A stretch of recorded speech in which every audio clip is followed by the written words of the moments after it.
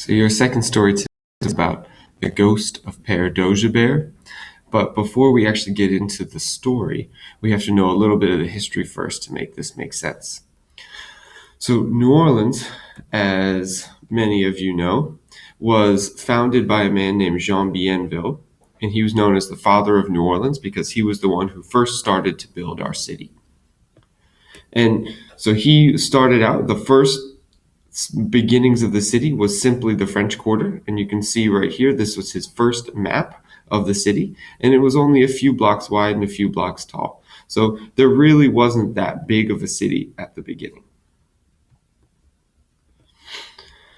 But after he had built the city of New Orleans, then there fought a war between Bienville's people, the French, and the British, who had controlled the 13 colonies on the East Coast.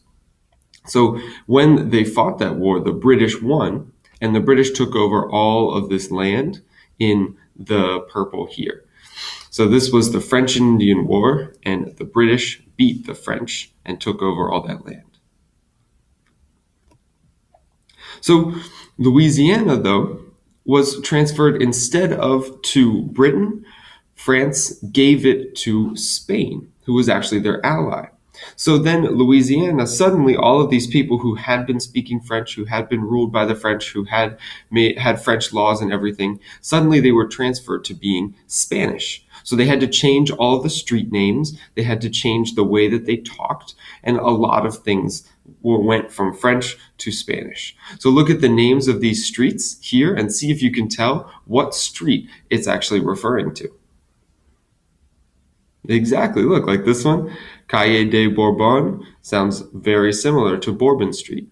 So they made the names, just transferred them into Spanish. So the French did this because they didn't want Louisiana to go to the British. They wanted it to go to their ally, the Spanish, instead. So they gave it to Spain, and Spain sent over a new governor. His name was Antonio de Ulloa. He was a quiet scientist, he wasn't a soldier, and he also had no soldiers with him to support him. So when he arrives, the French decide they don't want to be Spanish. The people in Louisiana don't want to have this Spanish governor telling them what to do. And so he has no support for him, and the French organize, get together, they put Ulloa back on a boat and kick him out. So now there's a rebellion. The French people in Louisiana don't want to be Spanish. They just ejected the Spanish from their shores. But the Spanish are not going to be pushed over so easily.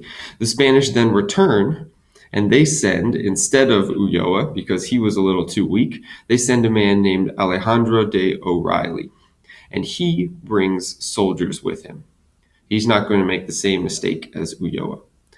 So Alejandro O'Reilly brings his soldiers, and immediately what he does is go into town and arrest all of the men who had taken Ulloa and kicked him out.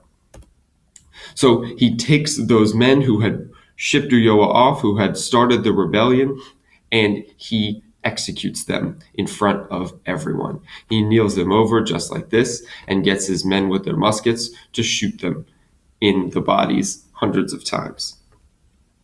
So now he has 6 dead Frenchmen on his hands, and he decides to make an example of them. So he cuts off their heads and sticks them on poles. Now everyone can see these bleeding heads, and they can see what O'Reilly means, and they name him, instead of just calling him O'Reilly now, they're going to call him Bloody O'Reilly because of the blood that he shed of the Frenchmen who had started the rebellion. Not only does he put their heads on poles, but he leaves their bodies in the middle of Jackson Square to rot. He even set up Spanish troops to guard the bodies so no one could give them a proper burial. So when the Frenchmen walk to work in the morning and they see their bodies rotting in Jackson Square, they know that Bloody O'Reilly means business. But this is where the story gets a little bit more interesting. These bodies were guarded by Spanish soldiers. They had their eyes on them all day. They had their eyes on them all night. And the French were very upset that they weren't going to be able to bury these bodies and they were just going to rot. So what happens next is that a French priest, a man named Père Dogobert, secretly steals the bodies out from under the eyes of the Spanish soldiers. You can see already he's a little creepy looking of a guy. And he was the priest at the St. Louis Cathedral, which we're going to see when we go to the French Quarter. And he somehow gets these bodies away. He brings them all by himself. Remember, this is the bodies of 6 dead men. He brings them all by himself to the St. Louis Cemetery, where he calls the relatives of the men who were killed, and they give them a funeral mass, and they bury them just before dawn on a rainy morning. Many people say that still to this day, you can hear the ghost of Père Dogobert singing the funeral song for the dead men in the French Quarter on a rainy morning. Now, we're probably not going to hear his song because he only comes out just before dawn on rainy mornings. And hopefully that's not when we're going to be there. But if you ever are, listen out for the song of Père Dogobert. And when you do the reading, you can hear there's a recording at the end of one of the pages that you can click on and listen to the song that he does sing. Listen out for that song next time you're in the French Quarter before dawn on a rainy morning.